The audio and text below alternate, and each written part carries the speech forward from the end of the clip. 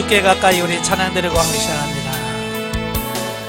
주께 가까이 날 이끄소서. 간절히 주님만을 원합니다. 채워주소서.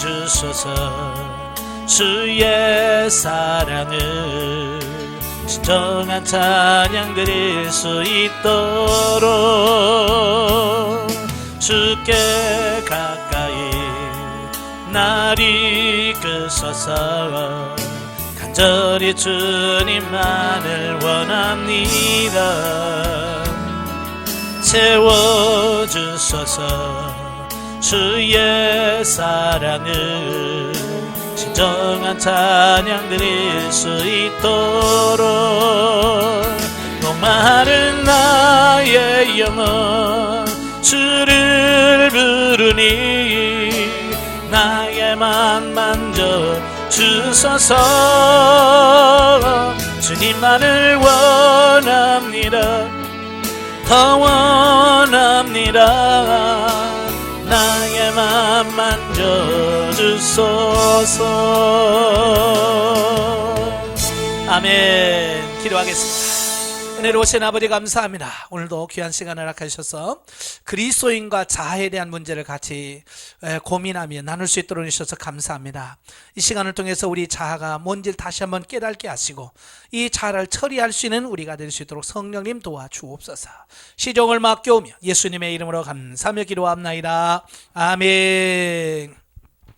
네, 우리 교재 인문과정 뒤편에 보시면 그리스도인과 자아라고 하는 부록이 나와 있어요. 자, 거기 20페이지 보시면 20페이지 보시면 지난주에 이어서 7. 창조 때부터 물려받은 우리의 긍정적인 기업. 인문과정 교재 뒤에 그리스도인과 자아 20페이지입니다. 당신이 참으로 누구인지를 바로 알기 위해서는 먼저 하나님이 아담을 창조하실 때부터 상속받은 당신의 신분을 이해해야 한다. 이해를 돕기에 당신의 상속받은 신분의 원 상태를 그림으로 그려보자. 자, 21페이지에 오시면 원으로 이렇게 그림이 모형으로 그려져 있죠. 예, 제일 안에 영이 있고요. 그 주변에 혼이 있습니다. 마음, 감정, 의지. 이게 혼이라고 할 수 있고요. 그 밖에 육체가 있습니다. 자, 우리 인간을 이렇게 비유적으로 그릴 수 있습니다. 예. 그 중앙에 영이 있고요. 그 영을 영적 생명이라고 합니다. 영적 생명, 조예라고 하죠. 예, 조예라고 해서 하나님과 연합된 혼과 영을 말하고요. 그 다음에 육체는 육적 생명, 비오스라고 그래요. 그래서 혼과 영과 연합된 몸을 가리킨다라고 이렇게 볼 수 있어요. 자, 그 밑에 1. 중대한 의미. 인간은 하나님의 목적을 부여받았다. 우리 인간은 창조될 때부터 하나님은 일정한 목적을 두고 인간을 창조하셨어요. 그냥 지은 게 아니에요. 자, 창세기 1장 28절에 보면 뭐라고 되어 있어요? 하나님이 그들에게 복을 주시며 하나님이 그들에게 이르시되 생육하고 번성하여 땅에 충만하라. 땅을 정복하라. 바다의 물고기와 하늘의 새와 땅에 움직이는 모든 생물을 다스리라 하시니라. 이게 하나님께서 우리 인간을 만드신 목적이에요. 하나님이 만드신 이 피조물들을 다스리고 정복하고 잘 이끌어가는 그 역할을 맡기시기 위해서 우리 인간을 창조하셨다 그 말이에요. 자, 안전과 보장. 창세기 1장 29절에 보면 하나님이 이르시되 내가 온 지면에 씨 맺는 모든 채소와 씨 가진 열매 맺는 모든 나무를 너희에게 주노니 너희의 먹을거리가 되리라. 하나님은 일만 시키는 것이 아니라 거기에 따른 필요한 것들을 공급해 주시는. 그래서 인간의 모든 필요가 다 공급이 됐어요. 그 다음에 소속감. 창세기 2장 18절에 보면 여호와 하나님이 이르시되 사람이 혼자 사는 것이 좋지 아니하니 내가 그를 위하여 돕는 배필을 지으리라 하시니라. 그래서 인간은 혼자 사는 존재가 아니라 어딘가에 소속이 되어서 같이 소속감을 갖고 살기를 원하신다. 이게 하나님이 계획하신 바예요.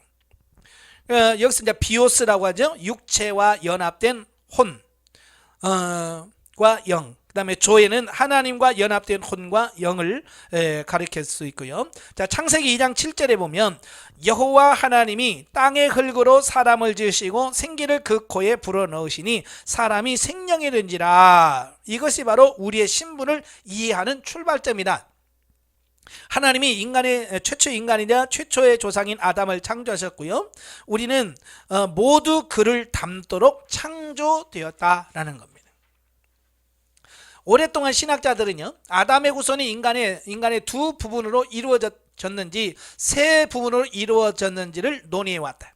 우리가 일명 2분설, 3분설 얘기해요. 자, 3분설을 주장하는 사람들은 인간이 육체와 혼, 마음, 감정, 의지와 영으로 구성되어 있다. 그러니까 육체와 혼과 영으로 구성되어 있다라고 보는 거고요. 이분설을 주장하는 사람들은 비물질적인 요소와 인간이 물질적인 요소와 비물질적인 요소, 곧 육체와 영혼으로 이루어졌다라고 보는 관점이에요. 그래서 당신이 이분설을 믿든 3분설을 믿든 그것은 중요하지가 않다. 우리는 외적 요소, 곧 오감을 통하여 이 세상과 관계하는 육체를 가졌고 하나님의 형상으로 창조된 내적 자아를 가졌다는 정도로만 이해하도록 하자. 내적 자아 속 어디엔가 우리는 생각하게 하는 마음, 느끼게 하는 감정을 또 선택하게 하는 의지를 발견하게 된다. 어떤 사람은 이 세 가지의 요소가 혼에 속한다고 생각을 한다. 혼은 내적 자아가 포함시키든지 아니면 분리시키든지 간에 그것은 영이다. 하나님은 세상을 창조하시고 아담의 코에 생기를 불어넣으시니 그에게 생명을 주셨다. 그때 아담은 두 부분이냐 세 부분이냐에 상관없이 모든 부분에서 생기를 받았다. 아담은 육적인 면과 영적인 면 모두에게 완전한 생명체가 되는 것이다. 그러니까 하나님은 우리 인간을 흙으로 만든 육체로만 만들지 않았어요. 다른 짐승들은 흙으로 빚어서 육체를 만드셨지, 근데 그 코에다가 생기를 불어넣지 않았어요. 그냥 살아있는 존재로 만들었어요. 그런데 인간만 유독 그 코에 생기를 불어넣으셔서 살아있는 존재, 생명체, 레피시 하야를 만들었다고 말이에요. 그래서 우리 인간은 다른 피조물에게 없는 영적 생명을 소유한 존재가 돼요. 유일하게 이 땅에 존재하는 피조물 중에서 유일하게 영적 생명을 소유한 존재가 누구냐? 인간이더라, 그 말이에요. 첫째, 이제 육적 생명을 보면, 자, 우리가 아담에게 받은 육적 생명을 가장 잘 표현한 단어로 신약 성경에 나오는 비오스라는 말이 있습니다. 이 비오스는 신체적인 몸과 비신체적인 부분, 즉 마음, 감정, 의지의 연합을 나타낸다. 그러니까 혼적인 부분과 이 육체적인 부분이 같이 하나가 되어서 육적 생명을 만드는 거예요. 비오스를 만드는 거죠. 육적으로 살았다고 하는 것은 당신의 몸이 연합되어 있다는 것이다. 육적으로 죽었다는 것은 당신이 일시적인 몸에서 분리되었으며 비오스가 끝났다라고 하는 것을 말합니다. 그래서 사도 바울은 몸을 떠나 주와 함께 거한다고 말하였다. 이 성경 구절을 살펴보면 그리스도인의 신분은 신체적 속성이나 재능을 넘어선다는 것을 알 수 있다. 육신이 죽은 뒤에 우리가 참 자아가 주와 함께 거하게 되기 때문이다. 그래요. 우리가 육신이 사망을 하고 죽으면 우리의 영은 하나님께로 가죠. 주원님과 함께 거하게 된다. 당신의 신분이 육체 이상의 것일지라도 이 땅에서 당신은 육체 없이 살아갈 수는 없다. 그렇죠? 육체 없이는 이 땅에 살 수가 없어요. 당신의 비물질적인 영, 물질적인 자아는 영을 가리키는데요. 육체적인 자아, 혼이 필요하다. 또 육체적인 자아는 비물질적인 부분이 함께 해야 한대. 비물질적인 부분 영을 말합니다. 그러니까 비오스가 가능하다면 두 부분 모두가 필요하기 때문이다. 그래서 우리가 보통 사람이라고 말하면 영과 혼과 몸이 있어야 사람이라고 할 수 있지. 이 중에서 뭐라도 하나 빠지면 사람이라고 할 수가 없다. 몸이 없는 영, 사람이라고 안 합니다. 그죠? 또 영이 없는 육체를 사람이라고 하지 않아요. 영이 없는 육체를 시신이라고 그래요. 그죠? 시체, 시신이라고 그래요. 셀 때도 한 명, 두 명이라고 하지 않아요. 한 구, 두 구 그러지요. 예. 그러니까 바로 우리 사람이라면 바로 육적 생명과 영적 생명이 같이 존재한 것만이 사람이라고 할 수 있다. 그 말이에요. 자, 영적 생명은 뭐냐? 우리는 아담에게 영적 생명에 대한 능력을 물려받았다. 사도 바울은 그러므로 우리가 낙심하지 아니하노니 우리의 겉사람은 낡아지나 우리의 속사람은 날로 새로워지도다 라고 말합니다. 이것은 육신처럼 나이가 먹어 부패하지 않은 영적 생명을 말합니다. 네. 육체는 나이가 들면 어때요? 낡아집니다. 예, 나이가 들수록 더 젊어지는 사람이 있어요, 없어요? 물론 성형해서 젊어지는 것처럼 보일 수는 있어요. 그죠? 주름 피고 어쩌고 하면 좀 젊어진 것처럼 보일 수 있지만 그렇다고 해서 늙어가는 것 자체를 부정할 수는 없습니다. 육체는 시간이 가면 낡아지게 돼 있어요. 그러다가 어느 날 끝나죠. 그런데 육체와 상관없이 날로 새로워지는 또 다른 내가 있어요, 우리 안에. 예, 그게 중요한 거예요. 그래서 신약 성경에서 조회라는 단어로 표현된 영적으로 살았다라고 하는 말은 당신의 영혼이 하나님과 연합하였다는 뜻이다. 아담이 창조되어 바로 그런 상태였다. 그때 인간은 육체적으로 살아있고 영적으로 살아서 하나님과 완전히 연합하였다. 그러니까 창조 시의 인간은요, 이 두 생명, 육신의 생명과 영의 생명이 완전 조화를 이루면서 살아가는 삶을 말합니다. 지난 시간에 말했죠? 타락 이전의 인간의 상태, 완전한 상태예요. 그때는 죄가 없었고요. 하나님의 말씀에 100% 순종할 수 있는 그런 상태였어요. 자, 그러나 그리스도인들에게 영적으로 살았다고 하는 것은 그리스도 안에 있으므로 하나님과 연합했던 것이다. 그것이 조회가 신약에서 의미하는 바다. 실제로 그리스도 안에 거한다는 것이 신약 성경 전체의 주제입니다. 아담처럼 우리도 하나님과 연합하도록 창조되었다. 그러나 아담이 범죄한 후 하나님과 그 연합은 깨어지고 말았다. 모든 문제의 발단은 어디서부터 나오냐면 인간의 타락에서부터 시작이 돼요. 그 깨어진 관계를 회복하는 것이 하나님의 영원한 계획이며 창조했을 때 상태로 다시 연합하는 것이 하나님의 뜻이다. 우리가 그리스도 안에서 발견하는 하나님과 회복된 연합이 우리 신분의 본질이다. 그래서 하나님은 오늘도 저와 여러분들을 그리스도 안에서 불러서 변화시켜서 그 창조될 때 그 하나님과 연합되어서 살았던 그 삶을 저와 여러분들에게 지금 그걸 하도록 우리를 부르신 거예요. 자, 여기서 그 표를 한번 보죠. 24페이지에 보시면 육적 생명과 영적 생명을 비교해 보면 수명을 보면 육적 생명은 70이요 80년. 그죠? 시편 90편에 보면 모세가 그러잖아요. 우리의 연수가 70이요 강건하면 80일지라도 그러죠? 날아가 그 세월이 얼마나 빨리 지나가니 날아가는 화살처럼 빠르다. 여러분도 세월이 빨리 지나간다고 그러잖아요. 세월은 어떻게 그렇게 빨리 지나가는지 모릅니다. 근데 영적 생명은 어떠냐? 영원해요. 시한이 없어요. 몇 년 살다 죽고 그런 게 없어요. 영원합니다. 그 다음에 지수. 육적 생명은 보통 IQ라고 그러죠. IQ, EQ. IQ는 지능지수고 EQ는 감정지수를 말합니다. 그래서 뭐 IQ가 몇이니 감성 지수가 얼마니 뭐 이런 검사하잖아요. 그다음에 영적 지수는 SQ라고 합니다. 영적 지수. 영이 얼마나 하나님과의 관계에서 깨어 있느냐. 그래서 영적 지수를 SQ라고 하죠.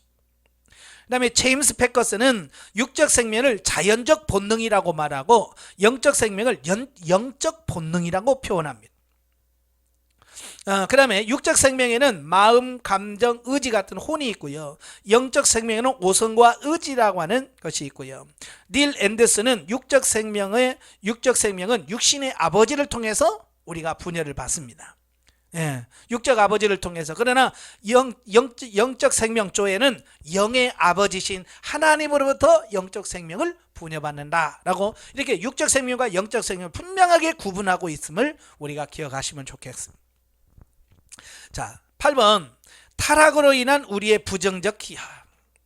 참 저는 성경을 볼 때마다 아이고 우리가 타락만 안 했어도 늘 강해할 때마다 안타까운 게 그거예요. 아이고 아담과 할머니가 좀 할아버지 할머니가 좀 정신 차려가지고 그만 안 먹었으면 얼마나 좋았을까 하는 생각이 드는데요. 예, 불행하게도 에덴 동산의 평화스러운 무대는 산산이 깨어지고 말았다. 3세기 3장에서 죄 때문에 하나님과의 관계가 단절된 아담과 하와의 슬픈 이야기가 나온다. 인간의 타락은 인류는 물론 다른 모든 피조물에게도 즉각적으로 영향을 끼쳤다. 예, 그러니까 인간만 영향을 받은 것이 아니라 인간은 모든 피조물의 대표예요. 예, 그래서 이 대표인 피조물이 타락을 하니까 그 밑에 있는 모든 피조물까지 다 그 영향을 받아서 하나님의 징계와 저주권 아래 들어가게 되는 이 부분을 보게 됩니다. 그래서 지금은 짐승들도 다 인간을 욕함죠. 아이고 저 인간들 때문에 우리가 이 고생한다고. 자, 그러고 있습니다. 25페이지에 보면 영적 죽음이 와요. 타락 때문에 아담과 하와에게는요 영적으로 어떤 일이 일어났는가, 하나님과 연합된 관계가 깨어지고 하나님에게서 분리되었다. 이걸 뭐라고요? 영적 죽음이라고 그러죠. 성경에서 죽음, 사망은 두 가지로 나눕니다. 진짜 육이 죽는 것과 영적으로 하나님과 관계가 단절되는 것을 성경에는 죽음 또는 단절됐다, 사망했다라고 표현한다 그 말이에요. 그러니까 성경에 사망이라고 하는 말을 쓸 때 이건 영적 죽음인가 육적 죽음인가 라고 하는 것을 분별하셔야 돼요. 하나님은 그들에게 특별히 말씀하셨다. 선악을 알게 하는 나무의 열매를 먹지 말라. 내가 먹는 날에는 반드시 죽으리라. 자, 그런데 아담과 하와는 그 실과를 먹었고 끝내 죽었습니다. 그들은 육체적으로 죽었는가? 그랬어요, 안 그랬어요? 선악과를 따먹는 순간 육체적으로 꼴까닥 했어요, 안 했어요? 안 했어요. 그 이후로도 900년을 넘게 살면서 살았어요. 그러니까 육체적 죽음은 조금씩 진행되었다. 그들은 수백 년을 살았다. 아담은 930살까지 살았거든요. 그러나 그들의 조회는 파괴되었다.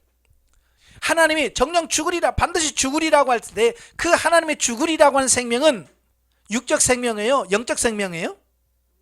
그렇죠. 영적 생명의 죽음을 의미하는 거예요. 그래서 그들은 영적 생명이 조회가 파괴되고 하나님 앞에서 추방당합니다. 하나님은 그들을 에덴 동산에서 쫓아내시고 그룹과 두루 도는 화영검을 두어 에덴 동산으로 다시 돌아오지 못하게 하셨습니다. 우리는 최초의 부모인 아담과 하와에게 육적 생명 비오스를 부여받은 것처럼 영적 죽음도 물려받았다. 이 세상의 모든 사람은 육체적으로는 살아있으나 영적으로는 죽었고 하나님과 분리되었다. 그래서 사람은 이 영이 죽은 상태에서 태어납니다. 그래서 믿지 않는 사람들은 한 번 태어나서 두 번 죽어요. 예수 안 믿는 사람은 한 번 부모에게서 육적 생명이 태어납니다. 죽음은 육적 죽음, 마지막에 지옥에 들어가는 둘째 사망이 있습니다. 예수 믿는 사람은 두 번 태어나서 한 번 죽습니다. 처음에는 부모로부터 태어나죠. 여러분 보통 생일이라고 하죠. 그 다음에 두 번째 태어나는 것은 거듭나는 걸, 중생하는 걸 말합니다. 그래서 예수 믿는 두 번 태어나서 한 번 죽어요. 이 차이가 있는 거예요. 아담이 타락 이후에 인간은 타락 이전에 본래 지니고 있던 속성을 잃어버렸어요. 이제는 그것을 다시 찾아야만 하는 겁니다. 이 슬픈 변화를 세 가지 영역에서 살펴보도록 하자. 이 세 가지 필요는 모두 우리의 삶에서 계속 요구가 되어집니다. 첫째, 용납받은 성품이 거부하는 성품으로 변하면서 우리에게는 소속감이 필요하게 되었다. 둘째, 결백 대신 죄책감과 수치가 자리 잡았으며 우리는 정당한 자존감의 회복이 필요하게 되었고요. 셋째, 권위가 약하고 무력해지면서 우리에게 힘과 자제력이 필요하게 되었다.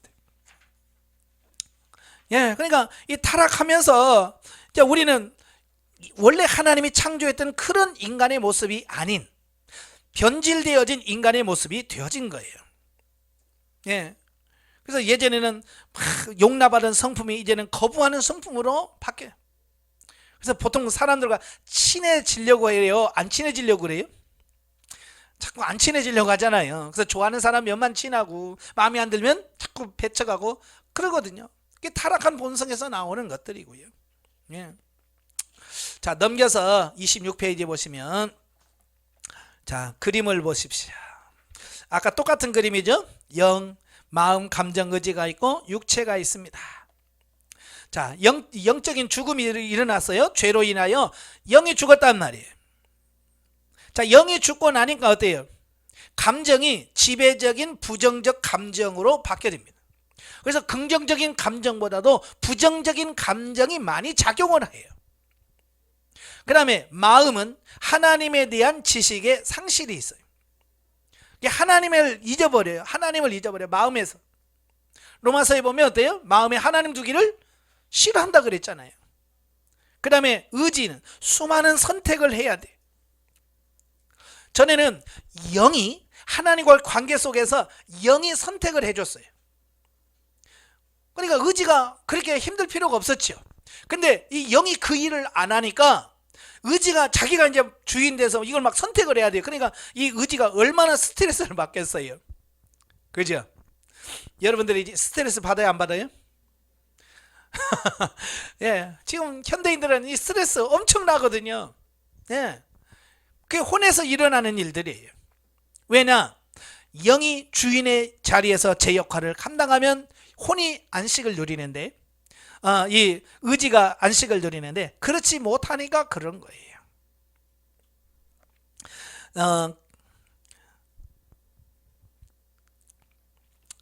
그림은 이해가 되시죠? 예. 그 다음에 9번 보시면 세 종류의 사람과 성령. 고린도전서 2장 14절에서 3장 3절에서 바울은 성령 안에 살아가는 삶과 관계된 세 종류의 사람에 대해서 말해요. 즉 자연인, 2장 14절에 말하면 육에 속한 자. 이 자연인은 영이 거듭나지 않은 사람을 가리키는 말이에요. 완전 육에 속했다 그래요. 그 다음에 신령한 사람이 있고요, 육신에 속한 사람. 예. 이렇게 세 종류로 사도 바울이 사람을 구분합니다. 육에 속한 사람, 이건 아예 거듭나지 않은 사람을 말하고, 그 다음에 신령한 사람은 영적으로 성장한 사람. 육신에 속한 사람은 뭐냐? 거듭나고 중생했지만 영이 성장하지 않은 어린 상태, 어린 아이들을 육신에 속한 자다, 이렇게 표현하고 있습니다. 에베소 2장 1절에서 3절에 보면 사도 바울은 고린도전서 2장 14절에 언급한 자연인을 간결하게 설명합니다. 자연인은 영적으로 죽은 사람으로서 하나님과 분리되어 있다. 하나님에게서 완전히 떠나 있는 이 사람은 자연히 죄를 지을 수밖에 없다. 하나님을 떠나서 하나님에 대한 영적인 부분에 대해서 감각이 없으니까. 그래서 자연인은 영혼을 가지고 있기 때문에 생각하고 느끼고 무언가를 선택할 수 있다. 그러나 마음, 감정, 의지는 그를 지으신 하나님을 완전히 떠나 육신이 원하는 대로 행동을 하게 됩니다. 여러분, 자연인에게 영혼이 있을까요, 없을까요?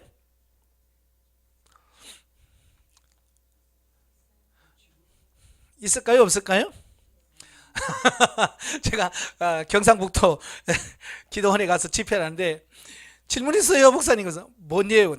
아니, 예수 안 믿는 사람도 영혼 있어요 그러더라고요. 깜짝 놀랐어요. 아니, 그럼 영혼 없으면 어떻게 살아요? 영혼 있으니까 지금 움직이고 살아있는 거죠. 단지 예수 안 믿는 사람은 하나님의 관계와 단절되어서 하나님 관계에서 죽을 뿐이지 영은 있어요. 영이 있어요. 영이 기능도 있습니다. 그러나 제 역할을 못할 뿐이에요. 예, 제 역할을 못해. 그냥 그게 문제인 거죠. 그래서 영이 제 역할을 못하니까 혼이 그 역할을 하는 거예요. 그래서 감정과 마음과 의지가 자기가 원하는 대로 행동을 합니다. 자연인은 자신에게 행동을 결정할 자유가 있다고 생각할지도 모른다. 그러나 육신에 거하는 그는 계속 육신의 소욕을 따라 행하며 그가 선택하는 일은 갈라디아서 5장 19절부터 21절에 나왔듯이 육체의 일을 나타냅니다.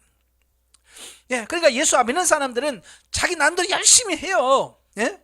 열심히 부지런히 합니다. 어찌 보면 예수 믿는 사람은 더 부지런해. 예수 안 믿는 사람, 그죠? 진짜 일도 많이 하고요. 그렇습니다. 그러나 그들이 낳은 결과, 열매는 뭐냐? 육신의 열매를, 육체의 일을 맺는다 그 말이에요. 음란과 부정과 간음과 우상숭배와 편가르고 막 이런 것들을 열매를 맺을 수밖에 없다는 거예요. 자연인도 물론 몸이 있다. 그러나 그는 하나님을 의지하지 않고 하나님의 목적을 생각하지 않기 때문에 그를 향한 하나님의 계획과 좋아하는 삶을 살지 않는다. 예, 그렇죠. 하나님을 의식하지 못하는데 어떻게 하나님을 기쁘시게 할 수 있겠어요? 없지요. 또 인생의 문제에 대처하거나 적극적으로 선택하게 해줄 영적 기초가 없기 때문에 스트레스를 받는 자연인은 육체적인 질병을 앓을 수가 있다. 예, 예수 안 믿는 사람들 육체적인 스트레스로 인한 육체의 질병이 엄청난 거예요. 예수 믿는 사람도 마찬가지예요. 예수 믿는 사람에서 스트레스가 없는 사람은 누굴까요? 여러분 예수 믿으면서 지금 목회하면서도 스트레스 받아요, 안 받아요? 난 스트레스 전혀 안 받는다. 손 들어봐요. 다 받잖아요. 왜 받아요? 예, 하나님이 나의 삶의 주인이 되어서 내가 주님을 따라가야 되는데 내가 주인 되어서 살아가려고 하니까 스트레스를 받는 거예요. 이 스트레스를 안 받는 방법은 뭐냐? 나의 삶의 주인을 하나님께 맡기고 뭘 결정을 하든 저는 하나님이 시킨 대로 하겠습니다. 그래, 하나님이 시킨 대로만 하면 스트레스를 안 받아. 근데 내가 주인에서 이거 할까? 저거 할까? 이거 좋을까? 막 자꾸 그렇게 자기가 주인 되어서 막 이렇게 하려고 하다 보니까 스트레스를 받는 거예요. 그래서 육체의 질병이 대부분이 어디서 오느냐? 스트레스에서 온다고 그랬잖아요. 예, 스트레스 온다고 그 의사들이 대부분 그렇게 말합니다. 예, 의사는 육체적인 질병이 대부분 정신적인 문제와 관계 있다는데 동의합니다.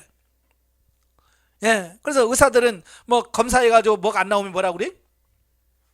이거 신경성입니다. 또 스트레스성입니다. 다 그러잖아요. 이게 뭐냐? 정신적인 영향을 그대로 받기 때문에 그런 거예요. 자, 평안한 마음을 갖는 것과 하나님의 존재를 확신하는 것은 육신의 건강에 중요한 영향을 끼친다. 그래서 우리가 예수 믿는 사람이 예수 안 믿는 사람보다 육체 질병에 걸릴 확률이 조금 줄어요. 예. 또 예수 믿는 사람 중에서 영성이 잘 된 사람하고 영성이 잘 안 된 사람 중에서 비율적으로 보면 영성이 잘 된 사람은 육체적으로 좀 건강할 수 있습니다. 물론 다 그런 건 아니. 또 하나님께서 우리를 훈련하시는 과정에서 우리를 변화시키고 우리를 하기 위해서 우리에게 육체의 질병을 허락하셔서 그 육체의 질병을 통해서 내 자아를 깨트리시고 무너뜨려서 하나님 중심으로 살도록 가도록 하기 위해서 우리 육체의 질병을 허락하시는 경우도 있습니다. 그러니까 교회에서 어디 아파? 또 죄졌구만. 육신적인 시기 뭐 이러면 안 돼요. 아시겠죠? 함부로 정죄하고 판단하지 마라. 왜? 그건 누구만 아시느냐? 하나님만이 아시는 거예요. 아시겠죠?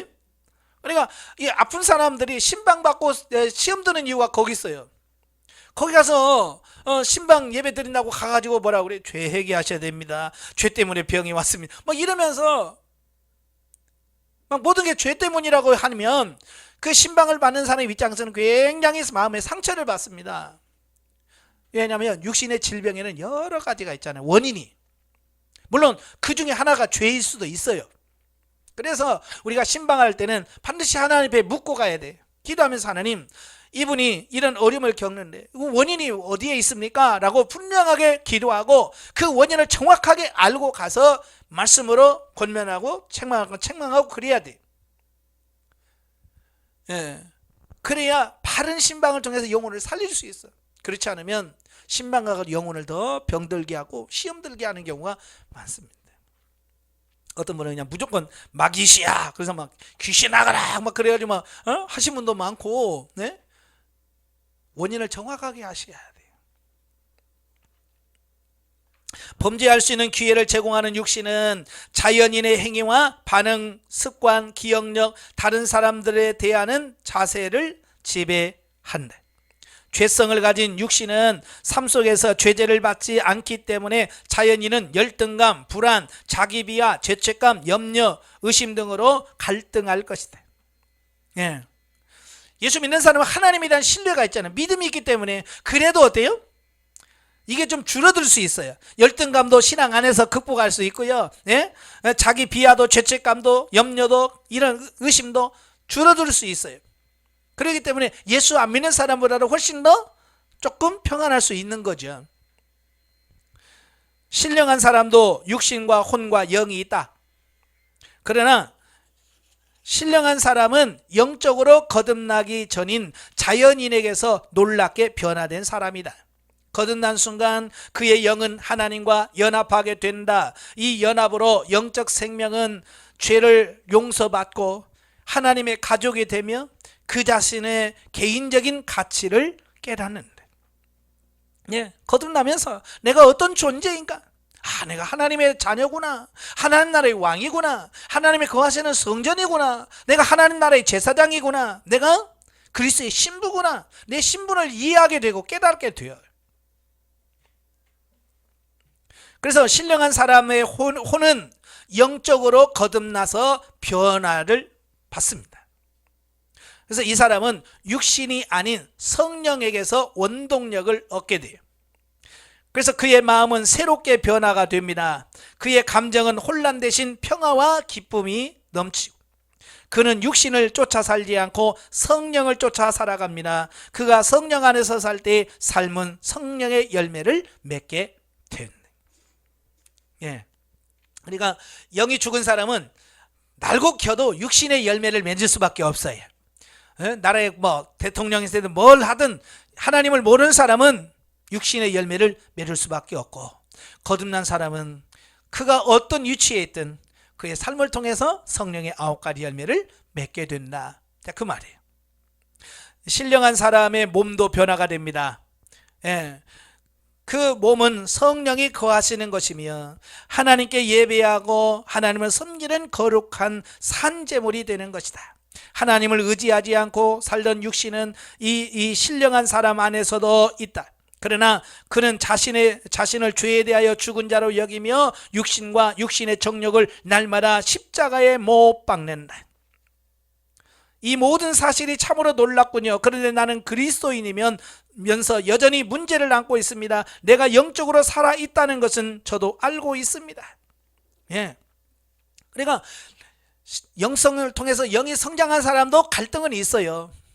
왜냐하면 아까도 말한 것처럼 이 육신이 완전히 변화된 건 아니잖아요. 여전히 우리 안에 육성이 그대로 남아있고요. 예, 처리되지 못한 이런 부분들이 그대로 남아있어요. 그래서 불쑥불쑥 그게 나올 수도 있고요. 영성훈련 받은 선배들의 모습 속에서 그런 모습이 보일 수도 있습니다. 그럴 때 보통 보면 뭐야, 성장한 사람이 왜 저 모양이야? 그렇게 할 수도 있어요. 왜? 그 사람의 처리되지 않은 부분은 언젠가는 나오게 돼 있습니다. 그러나 때때로 내 마음은 잘못된 생각으로 가득 찹니다. 종종 나는 성령의 열매 대신 육신을 쫓고 잘못된 행동을 합니다. 또 때로는 육신의 것을 십자가에 못 박는 대신 그 육신의 욕망을 받아들입니다 하고 당신은 말할지도 모른다. 지금 우리가 그러고 살고 있잖아요. 말로는 하나님의 뜻대로 말씀대로 산다고 하지만 여전히 육신의 욕망을 쫓고 육신을 따라 살고 육신이 원하는 대로 살아가고 있는 것이 우리의 현실입니다. 어때요? 여러분 성령을 따라 많이 행하세요? 육신을 따라서 많이 행하세요? 예, 성령을 따라 살고 싶지요. 그죠? 마음은 쉽지만 우리의 삶을 보면 여전히 어때요? 우리는 육신에 져서 육신으로 살고 있는 우리의 모습을 본다 그 말이에요. 안타깝지만 그게 우리의 현실이에요. 신령한 사람에 대한 묘사는 이상적인 것이다. 우리 모두 그렇게 성장해야 하는 영적 성숙의 본이라는 뜻이다. 하나님은 우리가 그분의 말씀 안에서 개인적으로 신령한 사람의 요소를 체험하도록 모든 영적 요소를 우리에게 알려주셨다. 그러나 우리는 대부분 영적 성숙의 정상과 육신적인 행위의 밑바닥 사이에서 살고 있다. 그러나 성령의 인도하심을 따라 살 때 이상적인 본을 향한 성숙과 성화가 이루어진다는 것은 확실하다. 예. 그래서 영성훈련 하면 성화 거룩하게 변화됩니다. 새로워지는 것을 경험할 수 있어요. 체험할 수 있습니다.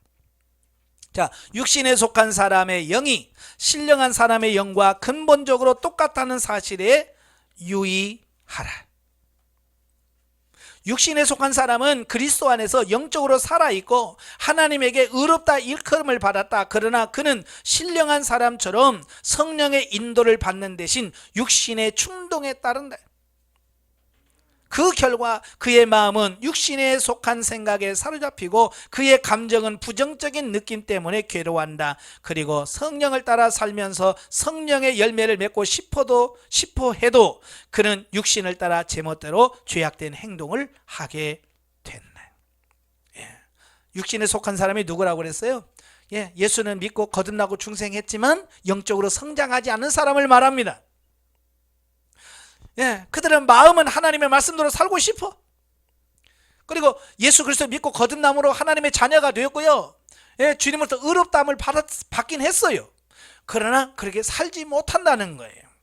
이게 신령한 사람과 육신에 속한 사람의 차이라고 볼 수 있어요.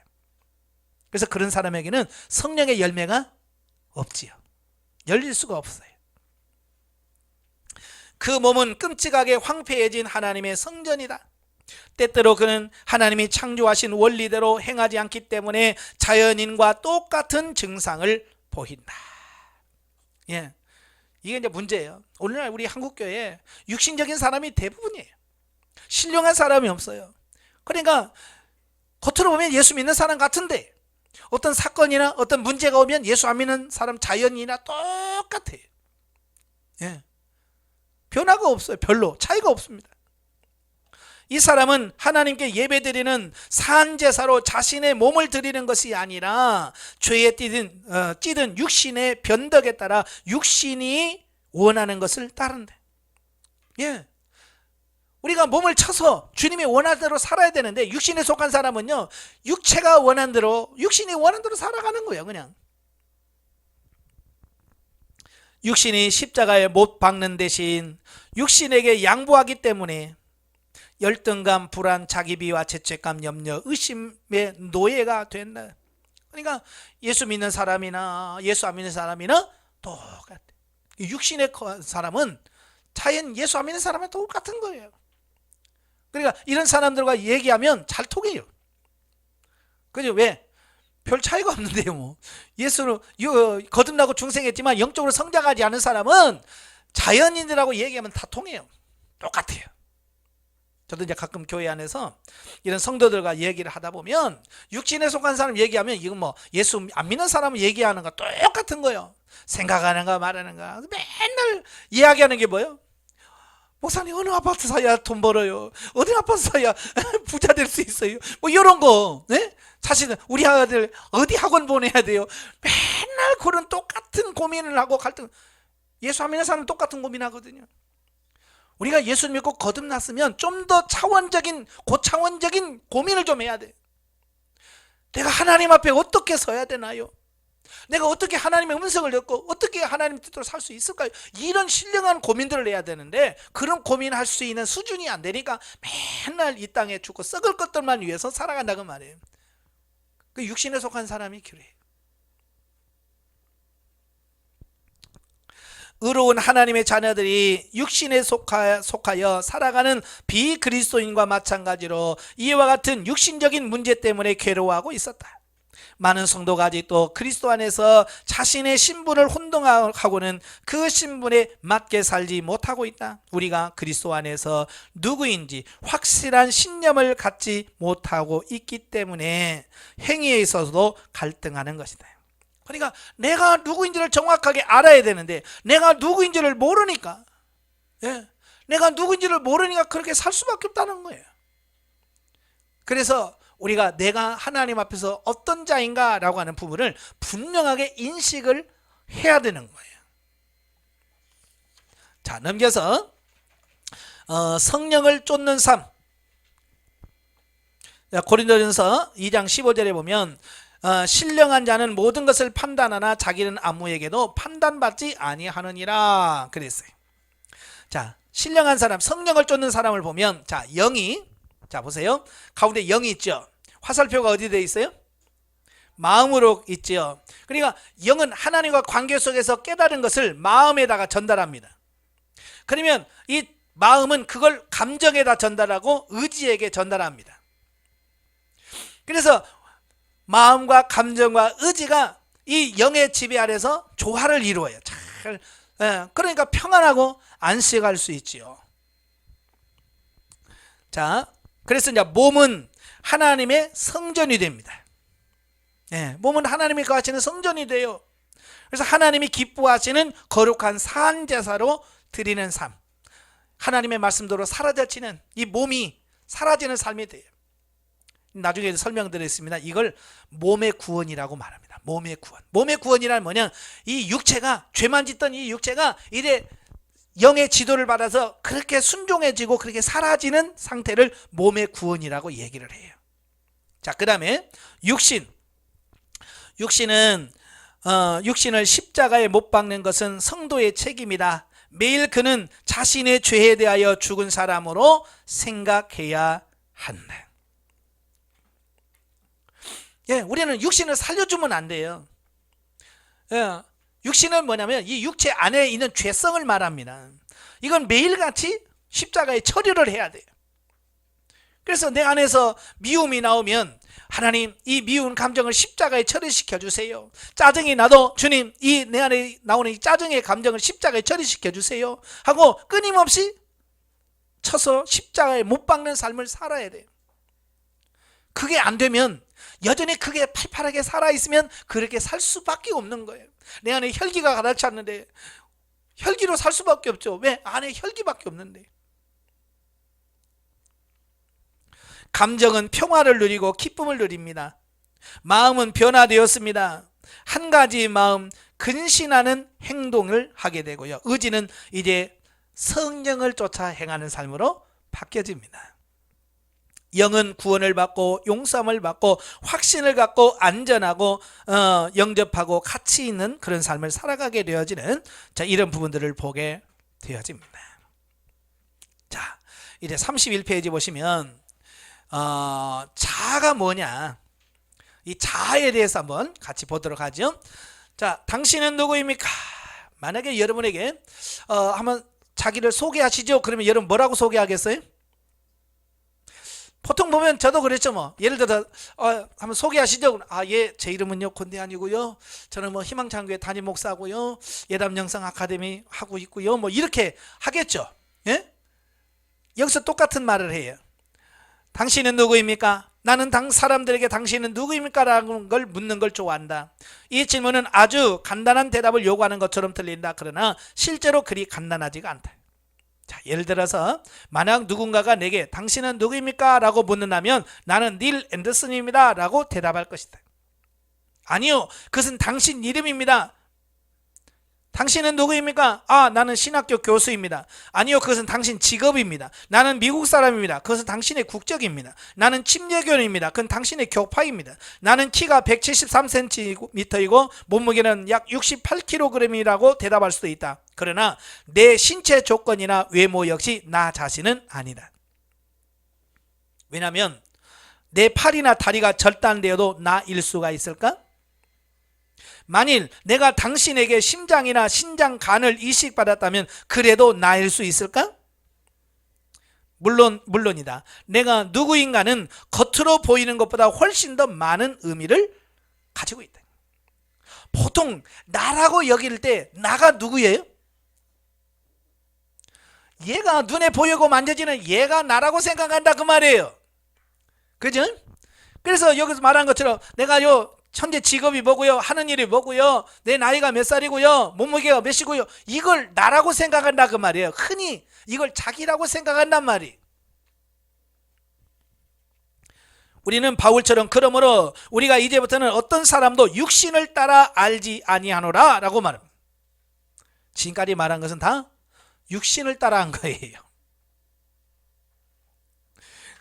자, 그러나 우리는 자기 자신이나 다른 사람들을 겉모습, 그러니까 키가 작다, 크다, 뚱뚱하다, 날씬하다 등에 따라 판단하거나 직업이 뭐냐, 배관공이냐, 목수냐, 간호사냐, 엔지니어냐, 비서냐를 따라 판단하거나 또 직업에 따라 평가하는 경향이 있다. 그러나 그리스도인으로 신분에 대하여 질문을 받았을 때 우리는 대부분 교리적인 입장, 개신교, 복음주의, 칼빈주의, 카리스마틱, 이나 또 자기 교파, 침례교, 장로교, 합리교, 독립교회, 또 교회에서 맡은 직분, 교사, 성가대원, 집사, 안내원 등으로 대답할 것이다. 근데 이것은 항상 바뀌는 거예요. 내가 바뀌는 거 아니잖아요. 그렇죠? 그러니까 예를 들어서 내가 장로교에서 신앙생활 하다가 감리교로 교회를 옮겼어요. 그러면 교파가 바뀌어졌잖아요. 그렇지만 변하지 않는, 이건 그러니까 변하는 것은 내가 아니란 말이에요. 변하지 않는 명확한 누군가 있다 그 말이에요. 그게 진짜 나예요. 자, 그러나 정말 당신이 누구인가 당신이 하는 일을 결정하며 당신의 직업이 당신이 누구인가를 결정하는가? 당신이 누구인지는 특별히 그것이 그리스도인의 성숙과 관계될 때 더욱 중요한 질문이 된다. 당신이 그리스도인으로서 성장하며 의미를 찾고 성취감을 누리며 살기 위해서는 기본적으로 당신이 누구인지를 이해해야 한다. 구체적으로 그리스도 안에서 하나님의 자녀라는 정체성을 확인해야 하는 것이다. 자기 신분을 확인하는 것은 당신의 믿음과 그리스도인으로 취할 행위의 절대적인 기준이 된다. 이건 변할 수 없는 거예요. 직업을 바뀌어도 여전히 나고, 사는 곳을 바꿔도 여전히 나고, 뭘 바꿔도 여전히 변하지 않는 그게 진짜 나라는 얘기예요. 자, 이 자아의 정의, 하나님의 첫 단계는 우리의 지금까지 자아를 처리함으로써 새로운 관계를 맺는 일이다. 이것은 뒤에 곧 더 자세히 설명될 것이다. 로마서 12장 1절에서 보듯이 우리는 산제사로서 우리의 삶을 드린다. 이 산제사는 구약시대에 제단 위에 놓여진 양의 희생제사로 거슬러 올라간다. 누군가가 그 양을 제단에 올려놓으면 양에게는 이제 선택의 권리가 없다. 양이 제단 위에 묶여 있으므로 그 양은 제사장에게 전적으로 의탁되어 있다. 양이 제사장에게, 오 제사장님, 나에게 어떤 짓을 해도 좋지만 제발 제 목만은 자르지 말아주세요 라고 말할 수 없다. 제사장이 하려고 마음먹은 것이 바로 그것이 아닌가. 양은 전적으로 제사장의 주권하에 놓여 있다. 양이 유보 조건을 내걸 수는 없다. 그죠? 제사장이 지금 왜 그 양을 제단 위에다 올려놓을까요? 잡으려고 잡으려고 이제 잡는 건 목을 따는 거죠. 그거 하려고 하는데 제발 다른 건 해도 되는데요, 내 목만 따지 마세요. 하나님 그 제사장이 하려고 하는 그것이 그건데 그거 하지 말라면 제사장이 왜 그걸 양을 거기다 올려놓겠어요? 이 예화는 우리의 신실하신 대제사장께서는 우리의 삶 가운데 자아의 완성을 가져오기 원할 때 우리의 순복이 어떠해야 할 것을 우리에게 보여줍니다. 다시 말해서 하나님이 우리의 자아를 요구할 때에 내어 죽음의 자리로 가야 한다는 뜻이에요. 그래, 하나님께서 야, 네 자아 좀 처리해야 되겠다 그러면 어떻게 해야 돼요? 이거 처리시켜 주세요라고 하나님께 내어 맡겨야 된다 그 말이에요. 근데 대부분의 사람들이 그래요, 안 그래요? 안 그렇다고 말이에요. 그게 없으면 죽는 줄 알고요. 다 도망가요. 예? 피하고 도망가고, 그거 아니면 죽는 줄 아는. 그게 죽어야 사는데.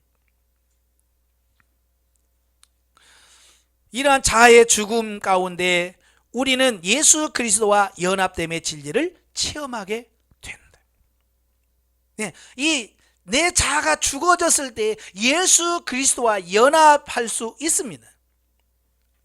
왜 우리가 신앙생활 하면서 왜 예수 그리스도와 하나 되지 못하고 왜 예수 그리스도와 연합하여 살지 못하는가? 자아가 안 죽어서 그래요. 자아가 처리되지 않아서 자아가 팔팔하게 살아 있어서 그런 거예요. 여러분, 풀 끓여본 적 있으세요?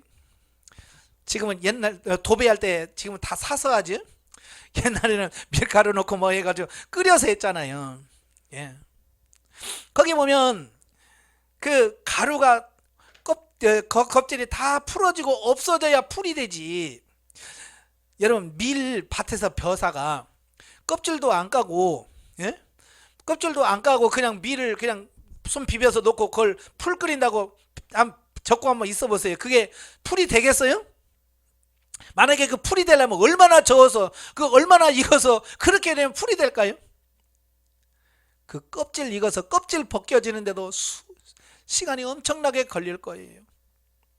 그게 뭐예요? 자아예요. 자아가 이렇게 꽉 채워져 있으면 이게 그리스도와 연합이 안 돼.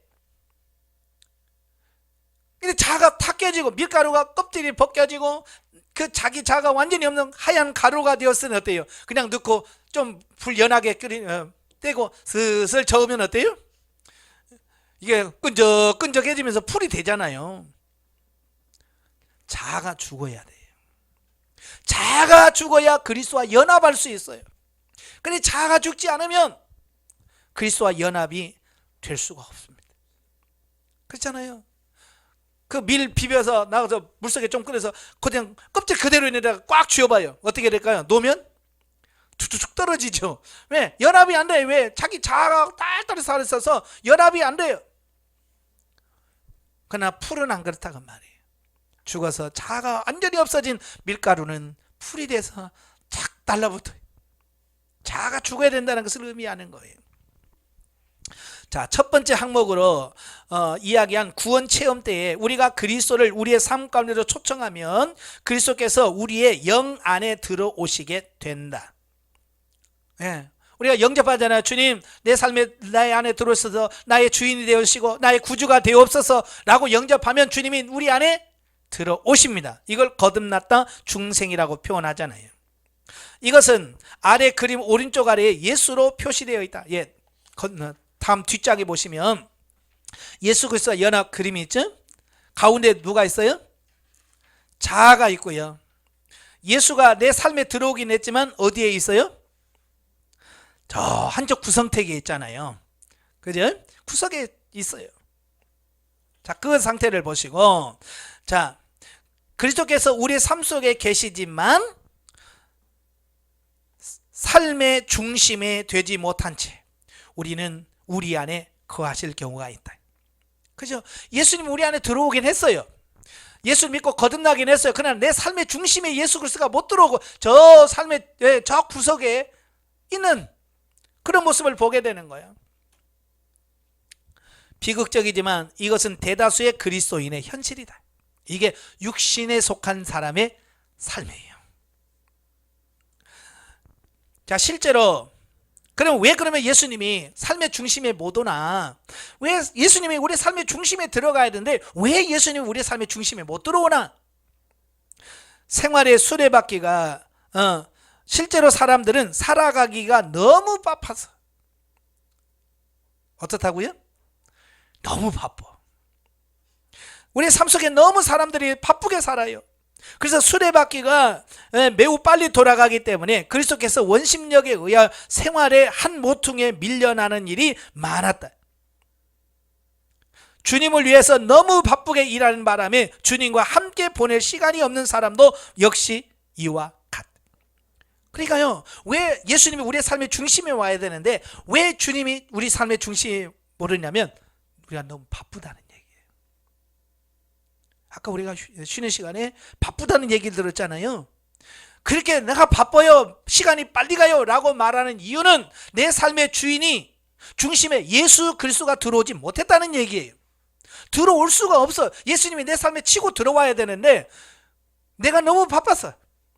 예를 들어서 이런 거예요. 주님이 여러분 찾아오시면 주님 나 지금 바빠요. 나 지금 설교 준비 바빠요. 그죠? 예수님이 와서 야야야 나 좀 대화 좀 해. 나 지금 신방 때문에 바쁘거든요. 예수님 잠깐만요. 우리 주의 일 한다고 주일에 너무 바빠서 정말 중요한 예수 그리스도가 내 삶의 주인이 못 된단 말이에요. 그러니까 특히 하나님의 일을 한다고 하면서도 그럴 수 있다라고 하는 거예요. 목회자의 삶 속에서 너무 바쁘잖아요. 새벽부터 너무 바빠서 예수님이 나의 삶의 중심에 들어오질 못하는 거예요. 그 결과 그리스도의 삶의 중심이 되지 못한다. 그러나 하나님께서 우리의 생활 가운데 허락하시는 시험과 역경을 통하여 이 생활의 수레바퀴가 날카로운 소리를 내며 급히 정지하도록 허락하실 때도 있다.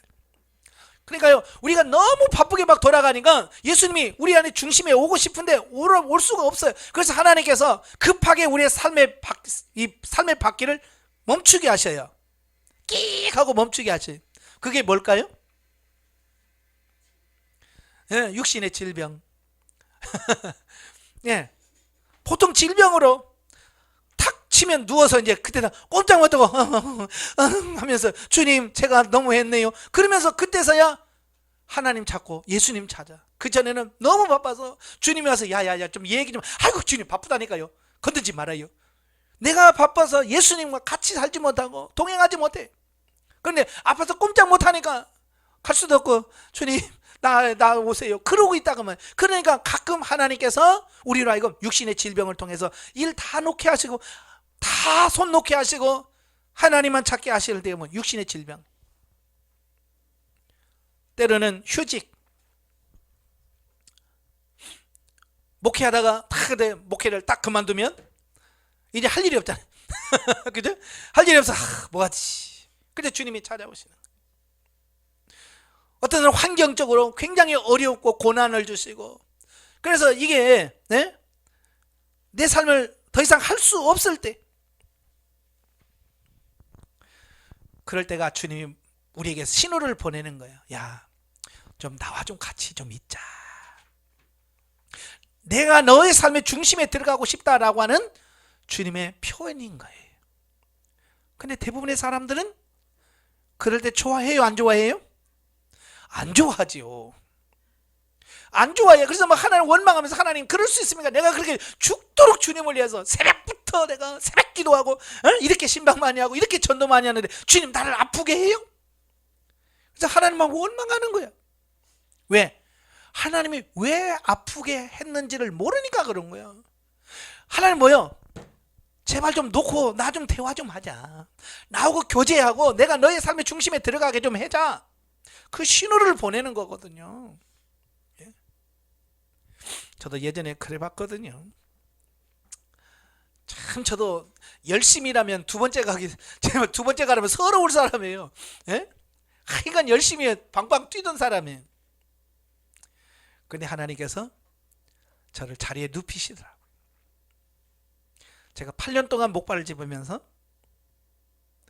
그렇게 뛰어다니는 것도 못 뛰어다니게 하시고 하나님께서 저를 그렇게 만드신 거예요. 처음에는 그게 원망스러웠어요. 하나님 왜 내가 뭐 죄를 졌다고 내가 뭐 한다고 내가 신학에서 목사가 돼서 주의질 하겠다는데 나를 왜 아프게 하셔요? 라고 하나님을 얼마나 원망했는지 몰라요. 왜? 모르니까. 나중에 영성훈련 받고 나서야 그게 나를 하나님 중심으로 살고 주님을 나의 삶의 중심으로 모시고 살려고 하나님의 손길에는 나는 그걸 몰랐구나. 그래서 제가 예전에 그렇게 많이 기도했던 것을 기도했다고 말하지 않고 나는 데모했습니다. 그렇게 이야기하는 이유가 그거예요. 하나님은 내가 너의 삶의 중심에 들어가자 라고 하는데 내가 그렇게 난 바빠요. 나는 일할 게 많아요. 그래서 하나님과 같이 안 하니까 하나님께서 나를 눕혔는데도 나는 또 그 왜 나를 아프게 했냐고. 예. 그래서 기도원에 올라가서 맨날 주야 치유시켜 주시옵소서 맨날 기도한 게 그거요. 그게 뭐예요? 데모지. 그래서 우리가 이런 환경을 주신 것은 특별하게 나를 하나님과 1대1을 교제하고 주님과 만나서 내가 너의 삶의 중심에 들어가기를 원한다라고 하는 하나님의 신호인 것을 깨달으세요. 그래서 아파서 막 다른 일은 아파도 또 막 죽겠다고 또 일하는 사람, 일 중독 가신 분들은요 또 아파도 죽어도 하더라고요. 그건 일 중독이요. 그건 하나님의 사명이 아니요. 일 중독이라서 그래. 하나님이 아프게 하면 일 딱 놓고 그래요. 내가 지금까지 육신이 앞서서 내가 하나님의 일 너무 바쁘게 해내고 내가 주님을 몰랐습니다. 이제 육신의 일 놓고 내가 하나님 1대1의 관계 속에서 정말 하나님을 내 삶의 중심으로 예수 그리스도 나의 삶의 중심으로 모시기를 원합니다. 이렇게 해서 기도하면서 이걸 중심을 예수 그리스도로 탁 바꾸는 작업을 해가야 돼요. 이게 하나님이 원하시는 거예요. 아시겠죠? 예. 자, 그럴 때에 비로소 화살표가 나타난 바와 같이 그리스도께서 생활의 중심을 향하여 움직일 수 있다. 이게 멈춰야 가운데로 들어가는 거예요. 계속 돌면 안 돼요. 아마 여러분 그 세탁기 아시죠? 통돌이 보면 가운데를 중심으로 돌아가잖아요. 그러니까 나중에 빨래 넣었다가 다 됐다고 띵동 띵동해서 가보면 빨래가 어디에 있어요? 다 벽에 붙어 있잖아요. 그죠? 마찬가지예요. 우리가 워낙 바쁘게 사니까 예수 그리스도가 벽에 딱 붙어 우리 삶에 붙어서 예수님이 나타나지는 못하는 똑같은 거예요.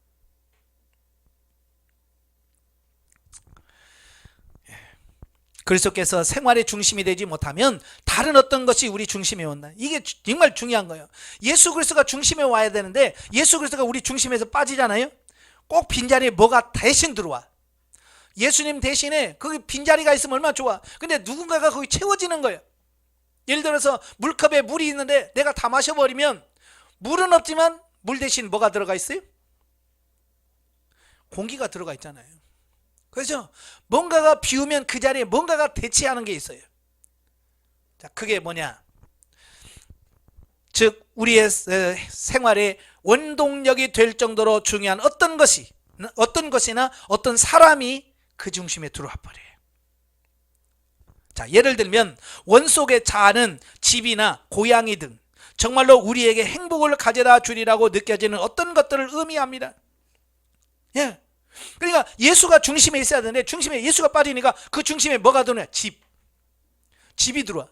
그러니까 맨날 어디 집을 사야 돼? 어디 아파트를 사야 돼? 맨날 집 이야기만 하지라고 정신없어. 왜? 집이 중심에 들어와 버린 거예요. 또 어떤 사람은 개 키워가지고요 개가 주인으로 하는 사람들 많아요. 그래서 아이고 권사님 뭐 어디 뭐 교회 봉사님 아이고 우리 개밥 줘야 돼. 우리 고양이 키워서 고양이 밥 줘야 돼. 그 고양이 개 때문에 못해요. 그 주님 대신에 고양이가 들어가 버린 거예요. 혹시 여러분 뭐 때문에 못한다고 자꾸 말합니까? 그 속에는 개나 고양이도 있지만 어떤 사람은 남편일 수도 있고 아내일 수도 있고 자식일 수도 있고 손자갈 수도 있고 돈이 들어갈 수도 있고요. 그건 사람마다 다 다르겠죠.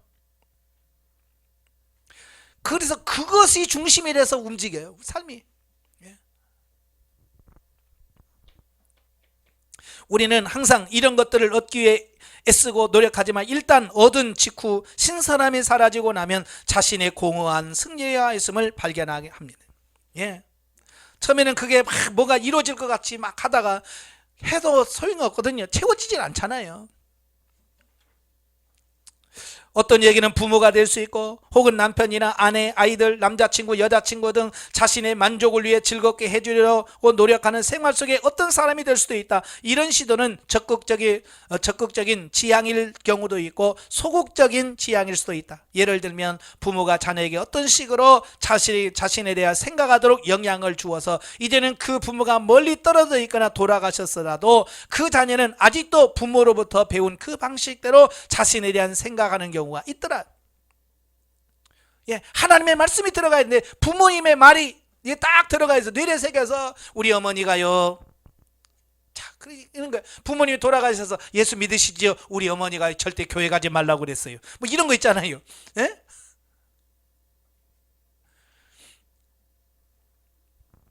실제로 이러한 여러 가지들이 구원받은 우리의 생명 가운데 아직도 존재하며 우리의 생활이 그것들을 중심으로 지향하고 있다. 그것을 중심으로 돌아간다고 말해. 뿐만 아니라 삶의 지향의 중심이 성공일 수도 있다. 각자의 삶에서 그 정의는 여러 가지겠지만, 성공은 그 사람이 어떤 사람이냐에 따라서 성공하려고 하는 목표가 다르지겠죠. 사업가라면 정상에 올라 회사의 회장이 되려고 하는 것일지도 모르겠다. 사역자라면 좀 더 영향력 있는 사역이나 좀 더 큰 교회를 얻기 위해서 일하고 또 일하는데 모든 노력을 기울임으로써 성공을 추구할지도 모른다. 그러죠? 목회자 중에서 성공을 추구하는 목회자들이 얼마나 많습니까? 목회자가 성공은 뭐예요? 큰 교회 짓고 성도 많이 모이고 이름 유명해지면 성공했다라고 말할 거예요. 이들도 학생도 올 A 학점을 따려고 할 거예요. 그 길이야 어떠하든지 간에 생활의 원동력은 성공의 달성입니다. 변태 성욕자들은 성이 생활 속에서 가장 중요한 일이며 생활의 중심이 성이 될 수 있습니다. 또 마약이나 마약에 의한 환각적 경험을 삶의 중심이 될 수도 있다. 헤로인 중독자는 마약을 손에 넣는 일이 가장 중요한 일로 여기고 여기에 모든 정열을 소비한다. 또 물질적인 것을 소중하게 여기는 사람도 많은데 그들에겐 돈이나 돈으로 살 수 있는 어떤 것들이 생활의 중심이 온다. 위에 말한 모든 것들이란 우리가 바라는 것들이나 혹은 우리에게 큰 만족을 가져다 주리라고 생각하고 기대했던 것들을 의미합니다. 그렇죠? 내가 이것만 있으면 행복할 텐데, 이것만 있으면 더 좋을 텐데 라고 생각하는 어떤 것들이 있단 말이에요. 이 모든 것들은 한마디로 자아 또는 육신이라는 말로 요약할 수 있다. 겉으로 보면 그게 좋은 것 같은데 그게 뭐냐고? 육신이라고요. 그게 자아라고요. 그래서 자아는 주 예수 그리스도 밖에 있는 우리의 모든 상태 혹은 성서의 말씀대로 육신이라고 정의할 수 있다. 자, 육신의 영어 단어 플래시에서 H자를 빼고 거꾸로 적으면 셀프가 된다. 이 자아는 개인의 독특한 특질인 심리적 자아, 즉 지정의로 이루어진 혼과 구별할 필요가 있다. 그러니까 자아와 혼은 육신에 속한 것이지만 이 자아와 혼은 또 달라요. 그러니까 혼과 자아도 구분할 수 있어야 돼요. 그러니까 혼은 그 자체가 독립적이며 자아와 행동 및 그들의 궁극적 가치를 결정하는 혼의 힘을 공급하는 것은 자아의 추진력이다. 자아가 생활의 중심에 있다는 사실은 우리 자신이 생활을 지배하고 있거나 적어도 그렇게 하려고 노력하고 있음을 의미한다. 물론 아무에게도 스스로 자신의 생활을 지배할 능력은 없다. 그러니까 예수 그리스도가 나의 삶의 주인이 되어서 예수 그리스도가 나를 삶에 끌어가는 삶이 돼야 되는데 이 자아가 내 삶의 주인이 되어서 이 자아가 원하는 대로 삶을 끌어가고 있더라고 말이에요. 이게 문제라고 말이에요. 예레미야 선지자는 여호와여 내가 알거니와 인생의 길이 자기에게 있지 아니하니 걸음을 지도함이 걷는 자에게 있지 아니하나이다 라고 말합니다. 우리가 의지적으로는 동의하기만 하면 하나님께서 우리의 영을 지배하시고 우리의 영은 우리의 혼을 지배하고 우리의 혼은 우리의 몸을 지배하게끔 되어 있다. 이게 창조시의 인간의 모습이에요. 여러분이 의지를 들여서 우리의 영이 하나님의 지배를 받기를 위해서 기도해야 돼요. 끊임없이 하나님 내 영을 지배해 주세요. 그리고 영이 혼을 지배하고 혼이 몸을 지배할 때 정상적인 신앙생활을 할 수 있게 되는 거예요. 아시겠죠? 이게 영의 구원과 혼의 구원과 몸의 구원, 전인 구원을 의미하는 거예요. 이게 전인 구원인 거예요. 지금 왜 우리가 예수 믿는다고 하면서도 왜 안 되냐면 영혼 구원은 이루어졌어요. 예수 믿고 내가 거듭났어요. 중생했습니다. 하나님의 자녀가 되었습니다. 근데 혼의 구원이 안 돼. 사고와 가치관의 변화가 안 일어나요. 그러니까 이 혼의 구원이 안 이루어지다 보니까 몸의 구원이 안 이루어져요. 몸이 안 따라줘요. 몸은 이 사고와 가치관이 바뀌어져야 바뀌어진 것에 맞춰서 몸이 움직여지거든요.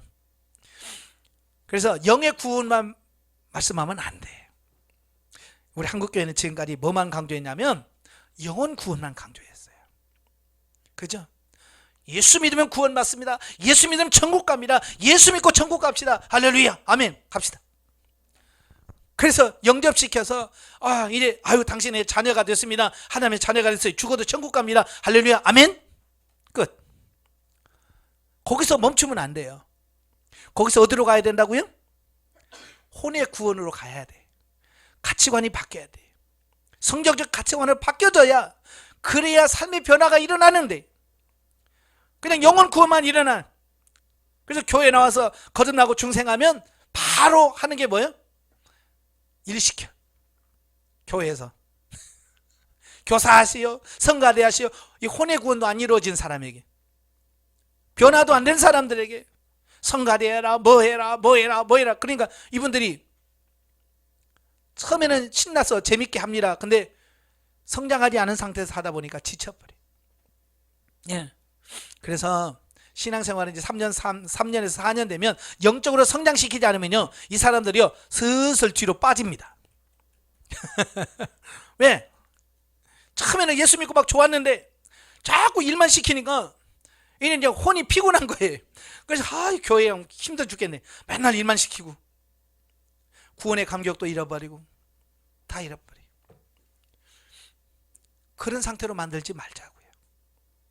아시겠죠? 네.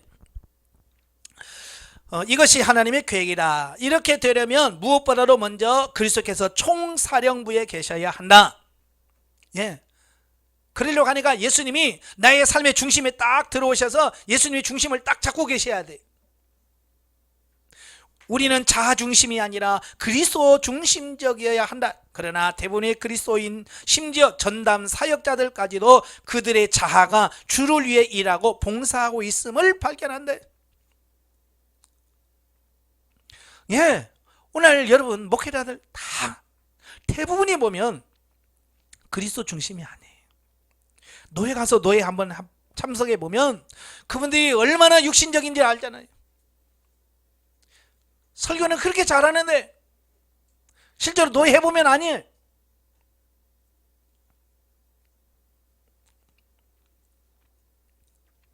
그리스도가 중심이 되어야 되는데 자아가 중심이 되어요. 예. 아무리 지금 출세하고 성공하고 뭘 다 했다고 하더라도 중심에 그리스도가 빠져버리면 의미가 없는 거예요. 자, 허드슨 테일러가 이런 류의 전형적인 예다.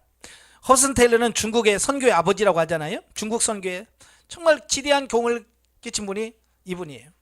그가 젊어서 예수를 영접한 뒤 사역의 부르심을 받고요, 준비 과정을 마친 후 선교지로 나아가 중국 내지 선교의 기초를 쌓은 사역에 사용되었습니다. 그는 완전한 믿음 가운데 하나님께서 모든 필요를 공급해 주실 걸 전적으로 의지하며 나갔다.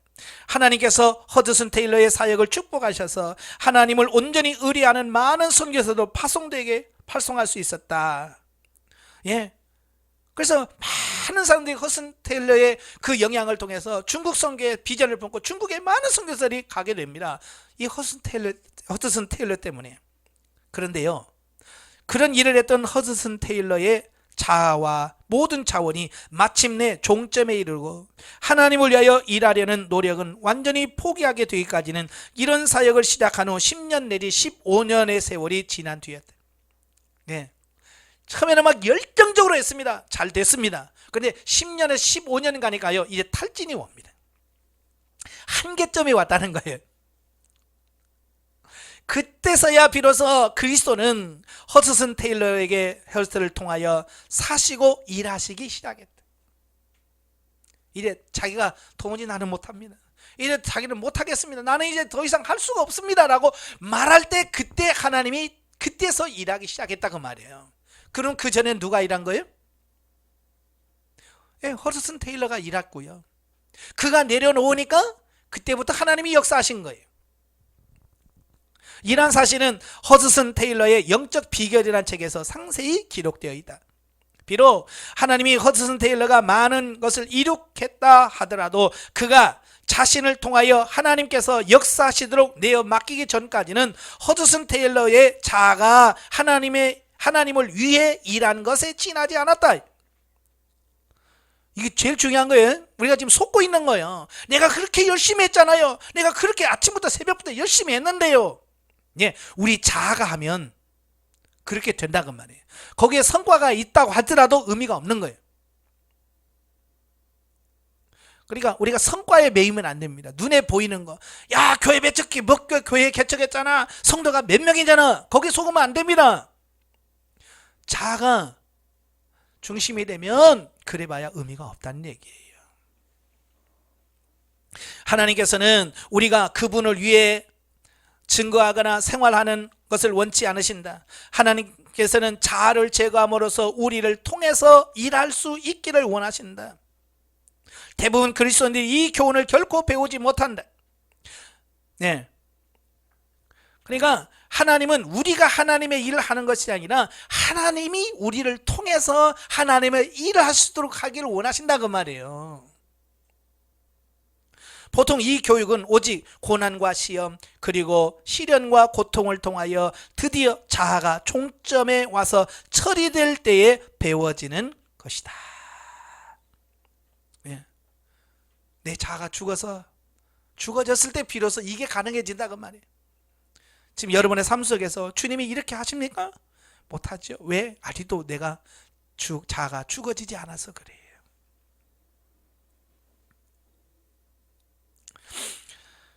그래야면 자아는 더 이상 우리의 삶의 중심이 아니다. 우리의 마음과 감정은 그의 풍성하신 자원에 따라 내주하시는 그리스도의 지배가 된다. 이런 과정이 끝나기까지 자아가 생활을 지배하며 의지와 생각이 주어지는 역할 수행에 전적으로 바르게 사용하지 못하고 삶을 이끌어가므로 그 결과 우리는 생활에 있어 더욱 무력해져 간다. 예, 처음에요. 이 자아가 중심이 막 살할 때는 똑똑하고요, 잘나고요, 뭔가 잘 되는 것 같은데요. 이 자아가 처리되고 나면요, 사람이요 갑자기 무기력해져 버립니다. 왜냐하면 지금까지 막 주인 노릇을 했던 자아가 갑자기 싹 죽어지면요 어떻게 해야 될지를 몰라요. 그래서 여리고가 무너지잖아요. 가나안 2-5 무너지면 어떤 분들이 그래요. 목사님, 내 바보 되는 것 같아요. 왜요? 멍해요. 아무것도 뭐 생각도 안 나고 뭐도 모르겠고 참 아무것도 안 돼요. 예, 아주 잘 되는 겁니다. 그게 자아가 죽어지고 있다는 뜻이에요. 예. 근데 여러분도 상담받으면서 가나안 2-5 여리고가 무너졌습니다 라고 하면서부터 멍해지고 바보가 돼야 돼. 저도요 이런 과정을 거쳤어요. 갑자기 기억력도 뚝 떨어지고요. 그래서 좀 50대 넘어가신 분들은요, 목사님 저 요즘 치매 걸린 것 같아요. 아무래도 치매 검사해야 될 것 같아요 라는 질문을 많이 해요. 그때 가면 그래요. 왜 갑자기 그렇게 기억력이 좋고 했는데 갑자기 기억력이 뚝 떨어져 버려요. 기억이 안 나요. 저 같은 경우도 물건을 놓고 온다, 난 이해가 안 돼. 그러면 전철 안에다가 버스 안에다가 우산 놓고 왔다가 나는 이해가 안 된다니까. 왜 놓고 내려? 그런데 내가 그 단계가 아니면 내가 그러고 있더라고요. 나는 준비 철저합니다. 워낙 철저해서 놓고 물건 빼놓고 갔나? 이게 내 사전에 없었어요. 근데 이 단계 가니까요, 한참 가다 보면 지갑 안 갖고 왔네. 또 집에 들어가요. 그래서 지갑 가지고 또 가다 보면 또 열쇠 안 가져왔네. 또 들어가고요. 그게 저희 집사람이 왜 그래요? 요즘 왜 안 하는 짓을 하니까. 네, 내 자아가 깨지니까 그렇더라고요. 파쇄 되니까. 그게 한 2-3개월 가요. 그러다가 이제 영이 제정신을 딱 차리고요, 혼이 제정신을 차리면 이제 훌륭한 종역자가 돼서 이제 돕는 자가 됩니다. 아시겠죠? 자, 하나님께서 우리 생활을 이끌어 가시면 우리의 생각, 감정, 의지는 어떻게 생활할 것인가를 결정해야 하는 부담감에서 해방되어 자유롭게 하나님의 뜻을 섬길 수 있다. 예, 이제 의지나 이런 게 이제 주님이 하시니까 내가 걱정할 게 없잖아요. 설교도 마찬가지. 옛날에는 내가 제목 찾아야 되고 내가 본문 찾아야 되고 막 하니까 얼마나 신경 쓰입니까? 근데 그걸 주님께 맡기고, 주님 본문 어디예요? 주님 제목이 뭐예요? 라고 하니까 이제 주님이 하니까 그 설교에 대한 부담감을 확 주는 거예요. 그러니까 설교에서 자유함을 누리는 거예요.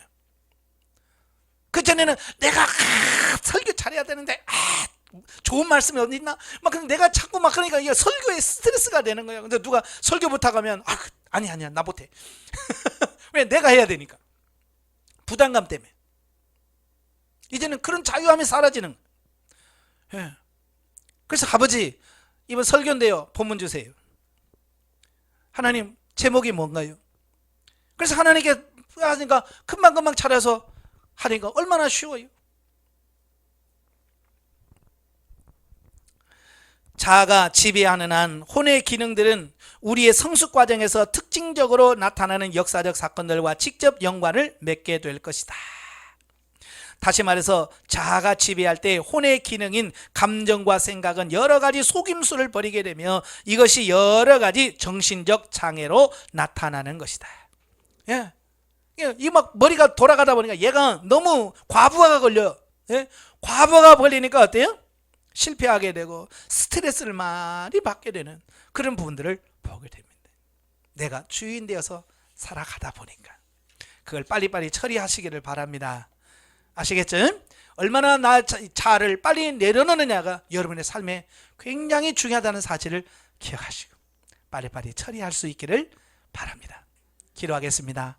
은혜로우신 아버지, 정말 예수 그리스도가 우리의 삶의 주인이 되어서 우리의 삶을 이끌어 가야 되는데 우리는 우리의 자아가 주인 되어서 우리의 삶을 이끌어온 삶을 살았습니다. 주님 용서하여 주옵소서. 이제 철저하게 나를 내려놓게 하시고 자아를 처리하게 하시고 예수 그리스도를 중심에 모시고 사는 우리 모두가 다 될 수 있도록 성령님 도와주시옵소서. 예수님의 이름으로 감사하며 기도합나이다. 아멘. 하나님께 드립니다.